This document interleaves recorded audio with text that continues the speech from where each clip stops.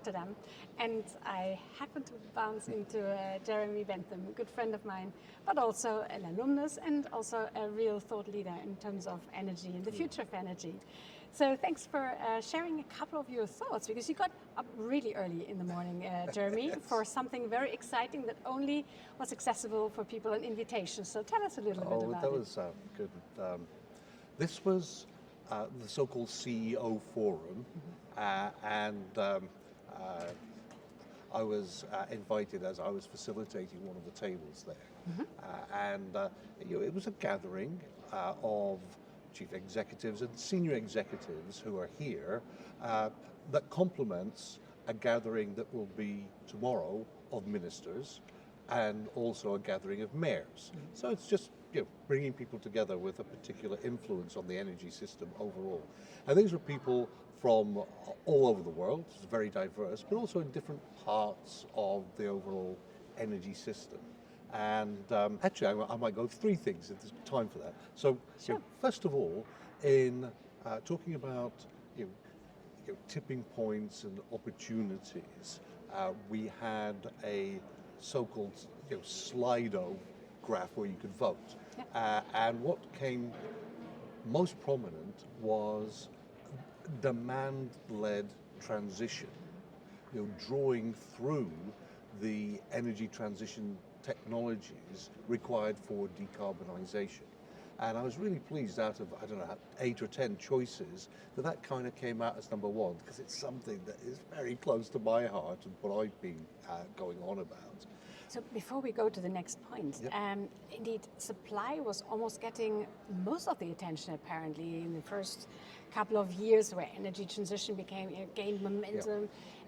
So it seems like we are shifting the needle and the attention to the demand-led side. Can you elaborate a little bit on why that is, and why that is maybe the good news? Yeah, I think it's good news. I mean, ultimately these things are but the received wisdom in the world that has evolved from the dialogue over decades is that energy transition is a single, slow-moving, costly, supply-led burden. And that kind of doesn't really inspire very much, and it kind of gets people bogged down. If you actually look at the things that have happened, whether that is the explosive takeoff in the sales of battery electric vehicles, the explosive takeoff in solar power, wind power, you can go even further back into the 70s, the way that liquefied natural gas took off, go all the way back and think about just how internal combustion engine vehicles replaced horses. It's actually an explosive takeoff. And so what you can see is energy transitions, with an S, are a series of fast-moving, high opportunity, modest cost tipping points of uncertain timing. And the timing depends on getting the stars aligned. And that shifts the strategic question from, do I kind of move slow or fast in this, to, is it better to be early or late? Because when this happens, it's going to happen quickly. And I think Tesla is a great case in point, where we kind of see if you are in that right moment in time, then things will play incredibly in your advantage. Yeah, and Tesla was involved in pulling together the ecosystem around it to enable it.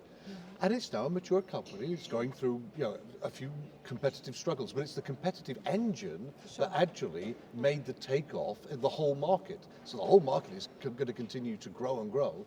Now, whether Tesla will be the most successful in the market in 10 years' time, I don't know. It's got a good head start, but we shall see. So just the beginning of that recognition that the consumer side, the demand side, is significant, was beginning to come through. And that's what Dr. Angela Wilkinson also really hammers on it. Really seek out where the demand will be, and then you will be the winner. Yeah. So that is a great takeaway. Moving to the next one, you had a couple of others. Well, one is something to do with time arcs and people having some kind of difficulty with recognizing steps or pathways towards something. And so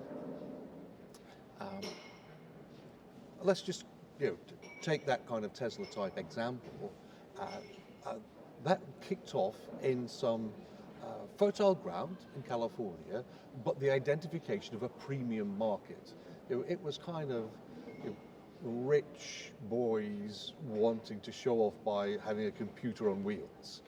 But that premium market kind of helped get the ball rolling, and that ball rolling drove down costs, and the driving down of costs made it accessible to a bigger market, and you get the ball rolling. And so you move from premium markets into mass markets, but that's a set of steps within that. And some people are concerned that, well, we need everything for everybody now, and not the pathway of how you get to a point where everybody has access to everything, but you have to get a pathway towards that. And that often starts with kind of premium markets. So that was kind of one of the points. And the other time arc aspect was, again, recognizing it came up from those people who are much more active in the global south. And so if you think about, say, introducing a technology related to hydrogen, green hydrogen is where everybody kind of needs to get to. But green hydrogen carries a big cost premium with it over fossil hydrogen. But you ultimately want the hydrogen economy. So there's a pathway that begins by saying, let's develop the infrastructures and the applications for hydrogen. And in those places where you need to start with grey, so fossil hydrogen, start with fossil hydrogen and get that ball rolling. And when people can afford, because costs have come down or their economy has grown up, to go into different colours, into blue and green later, that's a pathway. So this idea of the time arcs and the pathways, people are struggling with, and I could even see it in the discussion that we were having, that people are still struggling with it, but I think it's an important perception to deal with, and I think we can do that. I think it's a super interesting one to think about, because indeed premium markets feels a bit elite at the same time. So we also have this energy trilemma, and really wanting to do justice and get everyone along. But sometimes we make it so hard then to get started. Yes. So maybe the sweet spot ultimately also for the underprivileged communities may be to start for some time in a premium market, just to get also the teething problems out, I guess. Yes, yeah. I mean, you saw it with solar, because really solar kind of kicked off also. California, to Germany, to Japan, Korea, Chinese manufacturing, and is now available at an affordable price in most places. Really, really interesting thought. Anything else you'd like to share? No, I think those were kind of like the two main things. I think the other aspect simply is,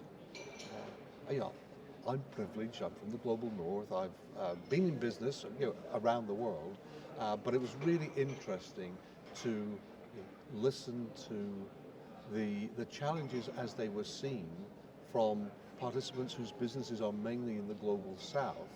And actually, that was what kicked me off in thinking about these pathways and these steps and these timelines, and how that was something to grapple with. Well, I think I'm taking also away that indeed there's not one energy transition, but it's really a multitude of roads towards a better future.